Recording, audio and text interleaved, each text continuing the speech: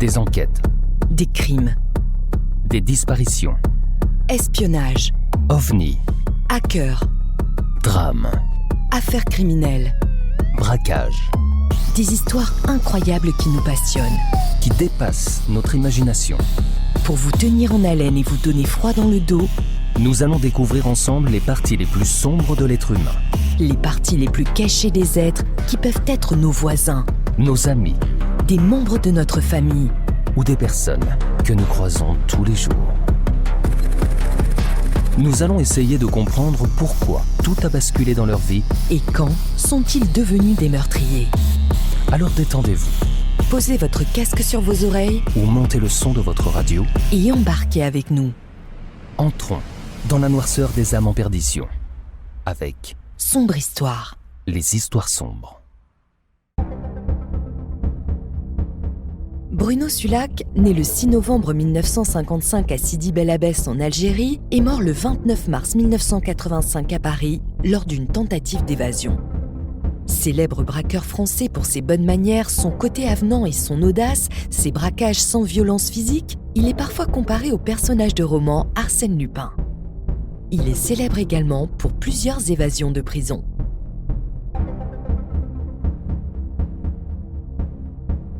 Son père, Stanislas Sulak, né à Théoul en 1930 d'un père immigré de Pologne, est un ancien de la Légion étrangère, ayant combattu en Indochine où il a perdu un bras.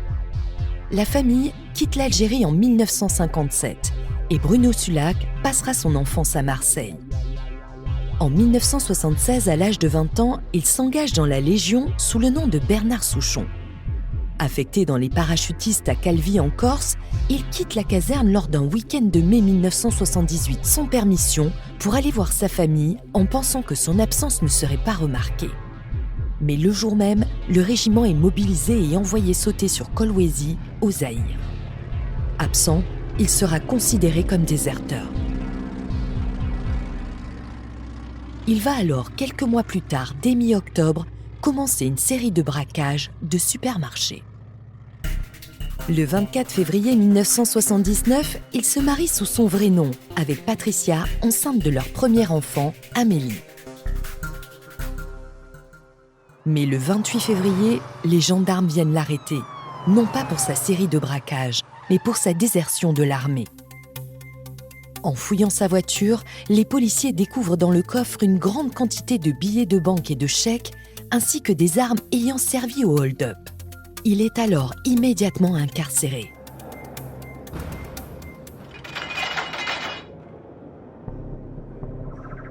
Le 24 juin 1980, il s'évade de la prison d'Albi en sciant les barreaux de sa cellule. Et en août 1980, revient libérer un autre détenu emprisonné à Montpellier, Jean-Louis Segretto. En 1981, il passe son brevet de pilote d'hélicoptère. Mais le 25 janvier 1982, il est interpellé avenue de Suffren à Paris.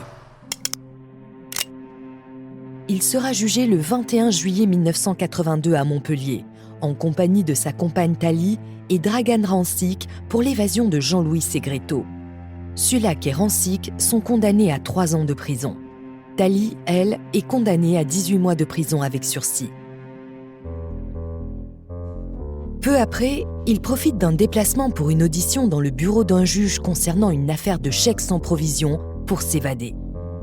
Alors qu'il est ramené en train de Montpellier à Lyon, sous la garde de 5 gendarmes, 2 complices armés neutralisent ceux-ci, leur prennent leurs armes et les 3 s'enfuient à la gare de Valergue. Une de ces armes, un Mac modèle 1950, sera retrouvée plus tard avec des cagoules dans une BMW volée dans laquelle se trouvent Marc Mills et Anthony Delon, alors âgés de 18 ans.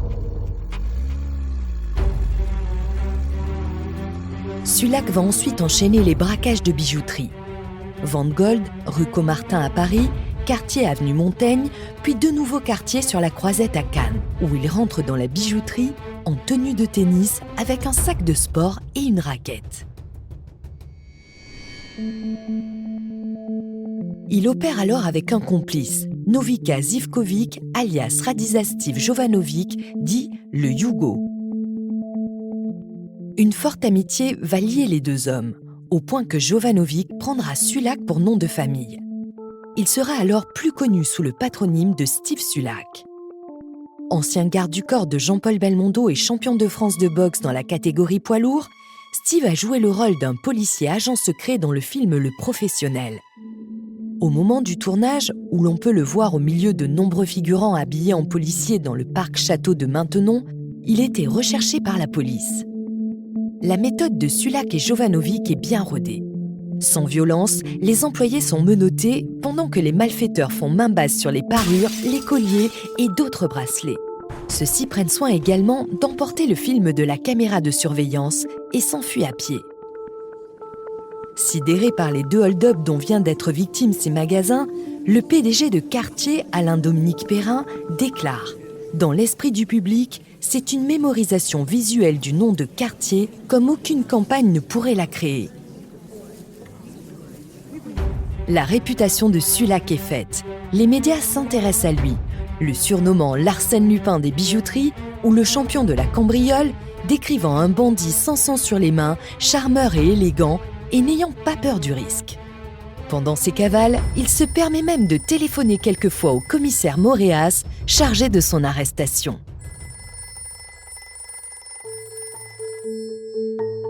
Sulak semble entretenir son mythe de gentleman cambrioleur.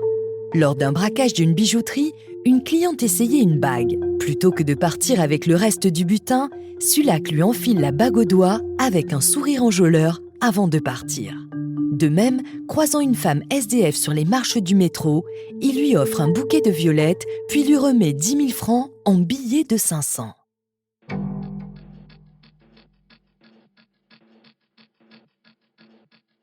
Mais pour la première et unique fois, un casse à Thionville tourne mal.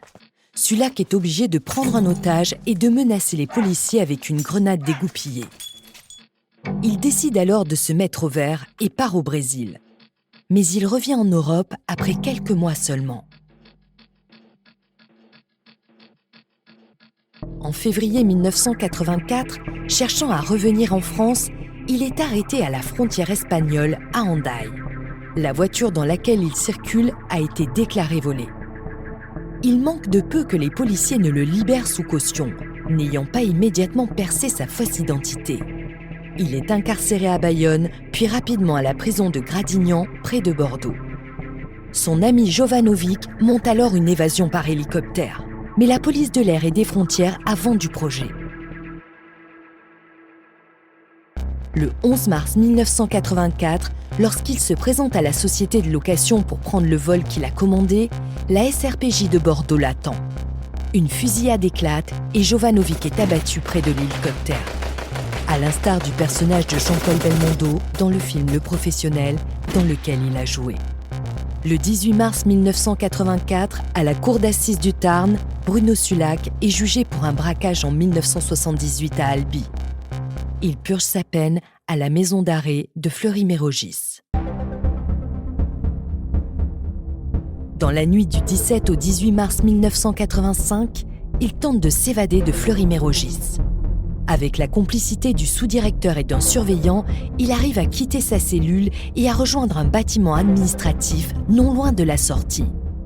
Mais repéré, il tente de s'enfuir et saute ou tombe sur le parking depuis une fenêtre du 2e étage. Il sera alors très grièvement blessé. Sur les bases de ses blessures, sa famille constatera la chute volontaire. Cependant, des détenus soutiendront qu'un chef des gardiens s'est ensuite vanté de l'avoir frappé avec une barre de fer. Conduit dans le coma à l'hôpital de la Salpêtrière à Paris, il meurt dans la nuit du 28 au 29 mars 1985, à l'âge de 29 ans. Si tu as aimé, n'hésite pas à liker Et partager. Retrouve-nous Tous les jeudis à 17h, pour une nouvelle histoire encore plus sombre. sur les histoires sombres. Pour ne rien manquer, Abonne-toi sur notre page Facebook Twitter, Instagram, ou sur notre site internet. Soutiens la production de nos épisodes. sur Tipeee ou Patreon. Tragiprod te remercie pour ton écoute. Et ton engagement. Une coproduction Valérie Marinelli Et Aurélien Nancel. pour Sombre Histoire. Les histoires sombres.